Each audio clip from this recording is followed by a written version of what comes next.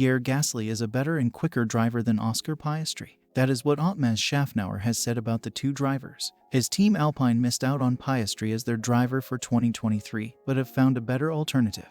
At least, that is what the team thinks. Before we dive deeper into this, we have some other important news to dive into. So stick around till the end to find out everything you need to know about Gasly versus Piastri. It is expected that we won't have a Chinese Grand Prix next season.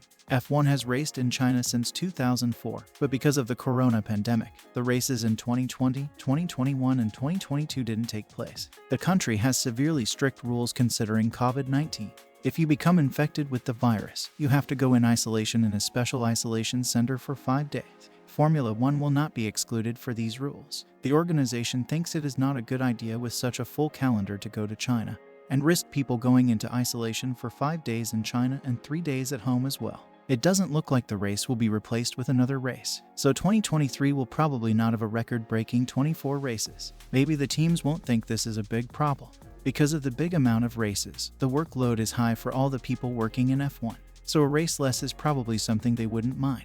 China hasn't given the most exciting races, so we don't mind it either. But if we should have a replacement, we would like to see Sepang return on the calendar. The Malaysian track is one of the best out there. We already miss it on the regular calendar, so to have it for at least one season would be an absolute win in our opinion. Do you agree, or would you rather see another track as a replacement for the Chinese Grand Prix? The return of Nico Hulkenberg to Formula One has been big news. The German will race at Haas for the 2023 season next to Kevin Magnussen.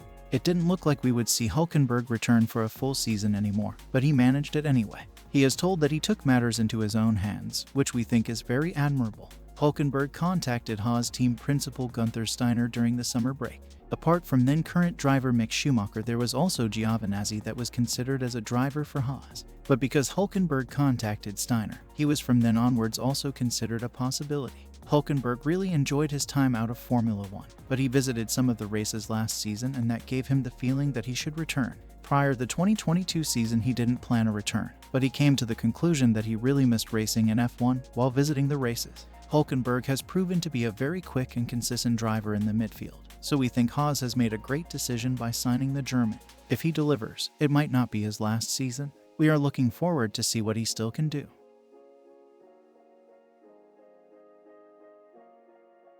Mercedes thinks that the restriction of wind tunnel time for Red Bull will have a real impact. Mercedes can use 25% more wind tunnel time than their Austrian competitors. Toto Wolff has said that it will be more difficult for Red Bull to solve aerodynamic problems, because they can invest a lot less into aerodynamics. Red Bull can only use 63% of the wind tunnel time, because they are the constructors' champions, and because of the penalty they have received for exceeding the cost cap.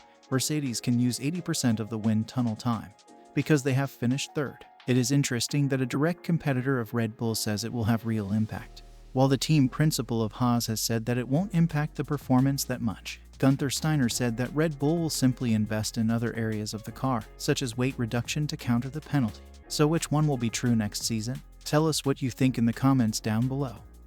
If you like our content, please subscribe to our channel and like this video. We try to bring the latest F1 news to as many people as possible. Liking and subscribing will really help us out, so thanks in advance. 2022 was the year of the new regulations. The cars have entirely different designs than the years before. The cars generate most of their downforce through ground effect, which hasn't been done for decennia. The goal of the new regulations was to allow cars to follow each other closely for a longer period of time to enable drivers to race each other. Dirty air is created less by the cars, and will have less of an impact on the cars because of the way they generate their downforce. The cars also have new 18 inches wheels and are a lot heavier. Now the season has ended, we can conclude whether the regulations are a step in the right direction or not. In total, we have seen 183 more official overtakes during the 2022 season than the year before. This means that the car that overtakes the other is ahead until the end of the lap. In 2021, the average amount of overtakes has been 27. And in 2022 it has been 36, so 9 more overtakes on average per race. It is a step into the right direction in our opinion.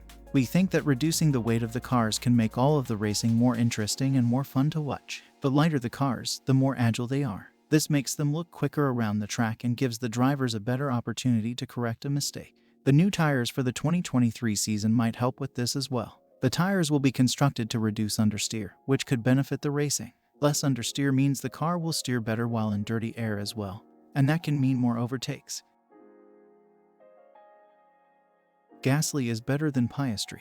That is what Alpine team boss Szafnauer has said. The French team had Piastri under contract, but the Aussie moved to McLaren. The breakup between Piastri and Alpine was not the cleanest, as most of you will know.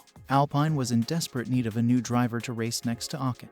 They eventually decided on signing Pierre Gasly from AlphaTauri. Now the team has a complete French lineup. Szafnauer is very pleased with his new driver and thinks that the team is better off with signing Gasly. Gasly has a lot more experience than Piastri. The Frenchman is driving in Formula 1 since 2017 and has experience at a top team. He also already has won a Grand Prix. Piastri, on the other hand, only has driven in the junior categories and has been on the sideline for a whole season. So especially in the short term, Gasly will be the better option. But Piastri has won Formula 2 as a rookie and was Formula 3 champion the year before. He just feels like a very big talent, like Leclerc and Russell, who had similar performances in the junior categories. Piastri probably will need some time to get dialed in, but once he is up to speed, he could be the next superstar in Formula 1. As for Gasly, he might just misses that tiny bit of extra pace. Will Gasly even perform outside of the familiar team from Finza? Is Piastri able to extract all the pace in the McLaren, or will he have a lot of trouble like Ricciardo? Tell us what you think. Is Gasly the better option for Alpine, or is it just political nonsense? That is all we got for you this time, but we will be back with more soon. If you liked this video, please click like. If you want to stay up to date on the latest F1 news, please subscribe to our channel. If you want to watch another video, click on the box to the left. We will see you next time.